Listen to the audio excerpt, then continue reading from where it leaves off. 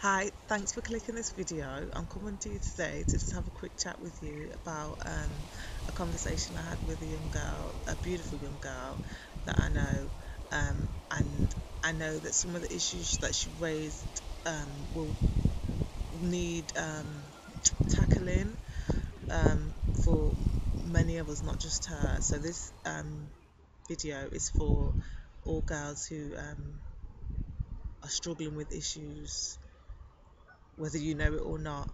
Um, like hers, and I've been there, so that's why I was really moved to make this video. The conversation was circling around her hair, and she was saying that things like that it's ugly, and she was convinced that the expression on her face was like, it's ugly and that's it. um, and that saddened me because it's just sad that people can't be in love with who God made them, the creator, or whoever you see him or it or her to be, created you to be. I just feel like it's a birthright that you should love who you are. And I realized through the conversation that I probably took that for granted. So I just wanted to offer some of the things that I've done that brought me to have the perception that I have about around my hair. Sorry if I'm rambling. Um, yeah, so basically, what she was expressing about her hair and its nappiness, and she did use the word. No, she didn't use the word nappy. She said it's her hair is Nega, which is a thing that I know that they say the Caribbean. Specifically, I know for sure they say it in Barbuda, where my mum comes from, Antigua. I've heard them say it there, and it's kind of said so much that it's not seen as like you won't be stunned if you hear somebody say that, if that's part of your culture. But at the same time, it's not got good connotations. It's like it's not attractive, it's unmanageable, it's ugly, like she said, and other connotations which I don't even want to go on about. um and this feeling of like the way how you were created to be is not beautiful. I know that it it's an issue that people face, um, in a higher proportion. I think girls face it, and even in a more acute proportion, um, chocolate girls and women face this issue of not feeling enough, not feeling pretty enough, not feeling enough in the career market, because of there are other issues, but the hair is a big issue. um,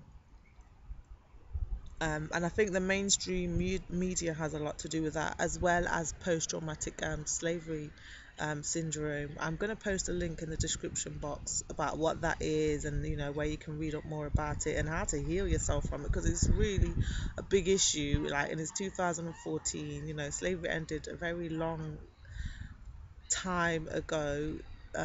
It did last a long time, and the legacy is still with us, sadly.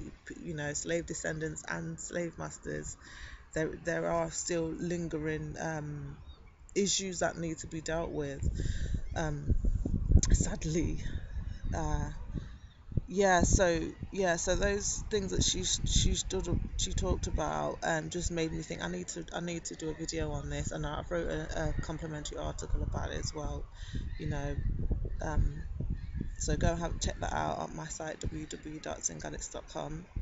um, the first issue that really pushed me to swung me to take the time to write this article and make this video, is the effects on your health. Like, a lot of people do tend to talk about, oh, you don't find yourself beautiful, so you spend so much money. But no one really, I don't hear a lot of people talking about health. Correct me if I'm wrong, but when it comes around hair and your hair choices, and I'm not bashing people are choosing to wear their hair in its non-natural state. But you know, this is just a point. I'm really rambling, I'm sorry.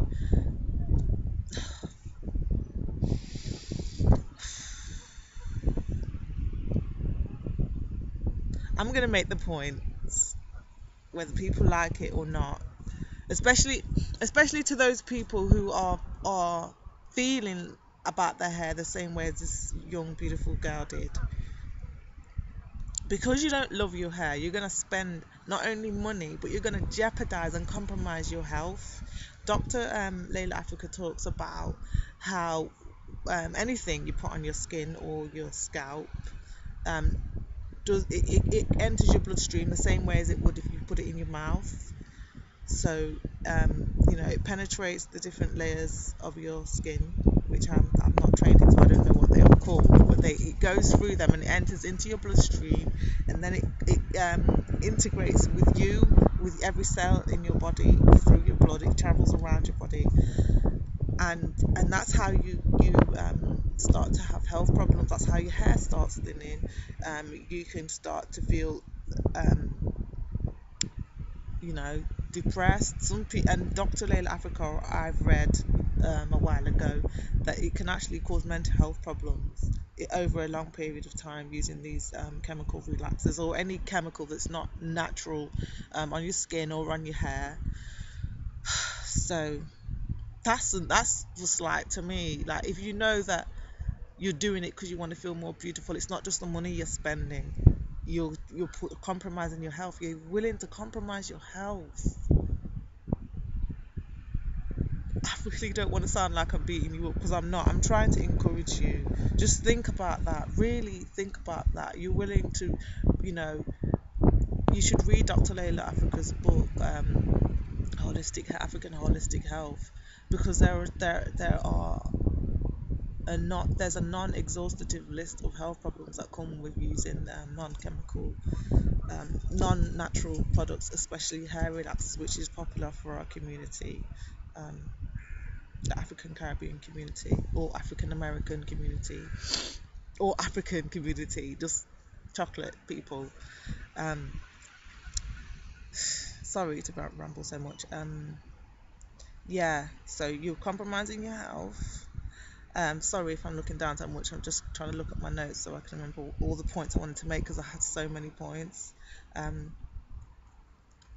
And the point now that I want to make is that, you know, your hair, according to Dr. Layla Africa and other scholars in our community, is a direct line, an antenna to the higher realms, the angelic realms and above. So, and that explains why we're so creative, we're so in tune rhythmically and in tune with, which, you know, we're just very creative people, and that's because we're in tune with the Creator. I'm going to put links in the description box where you can read up all this information for yourself. So I just really want you to think about that, though, that, you know, the natural state of your hair is connecting you to higher sources.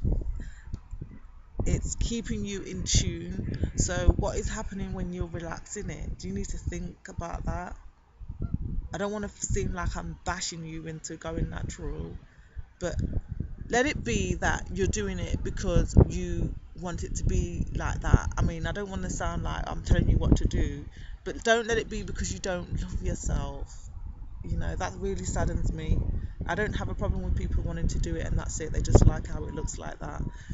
But if you're continuing to do that, but then you're something inside you really wishes that you had something else, maybe you should start looking to heal, to um, nurture and cultivate self-love. Yeah, so there's a book that you might want to check out, by Audrey Davis Sivasothy, Audrey Davis Sivasothy, and it's called The Science of Black Hair. That's an excellent book. I hear. I have got I've got it on Kindle, like a sample of it, which is quite a bit of the book on the sample because it's quite a thick book apparently.